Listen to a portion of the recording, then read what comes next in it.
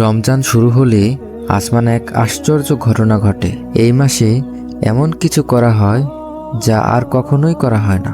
রমজান মাস শুরু হওয়ার সাথে সাথে মহান আল্লাহ পাক বিশেষ রহমত বর্ষণ করেন। ইসলামী বর্ণনায় এসেছে এই মাসে জান্নাতের দরজাগুলি খুলে দেওয়া হয় এবং জাহান্নামের দরজাগুলো বন্ধ করে দেওয়া হয়। শুধু তাই নয়, মানুষকে গুনাহের দিকে টেনে নেওয়া শয়তানদেরও শিকলবন্দি করা হয়। এ কারণেই রমজান মাসে মানুষের জন্য ভালো কাজ করা তুলনামূলক সহজ হয়ে যায়। নামাজ, দান, সদকা, কোরআন তিলাওয়াত সব ইবাদতেই মানুষের মন আরো বেশি আগ্রহ হয়ে ওঠে।